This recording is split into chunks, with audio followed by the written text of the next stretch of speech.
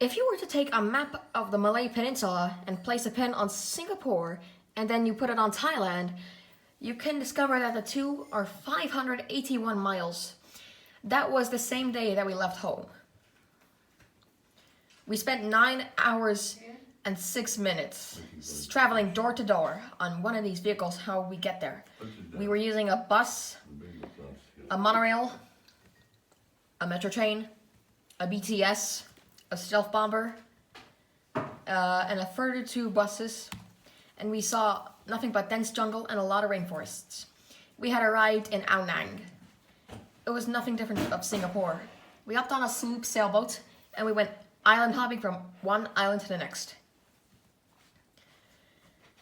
And we saw on one of these beaches that were something out of a Time magazine.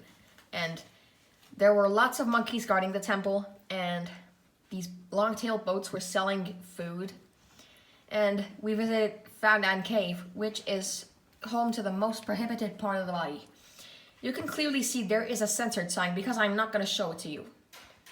After a while, I went back to my spot on the beach and had a nice refreshing banana pancake.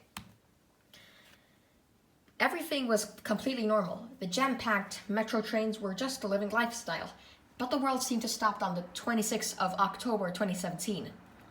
Everywhere was closed. The ice cream shops, the tattoo parlors, the movie theaters, and the grocery stores. It was like a ghost town. But I remembered that today was a sad day for Thailand, and it was the king's funeral. King Bhumibol Adulyadej, what died the previous October after ruling the country for 70 years. Most of the people in Thailand would love the king as he would a close family member.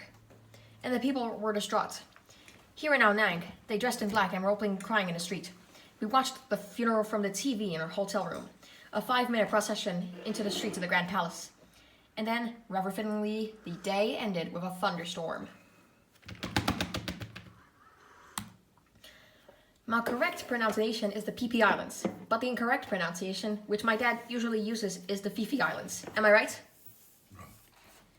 So we took a ferry, and we went to see some of these motorbikes, and the guy picked us up. Now I want to pause it for a moment here, because this boy would drive us off the edge and into this mangrove swamp, but that never actually happened. Because there is more to Thailand that meets the eye.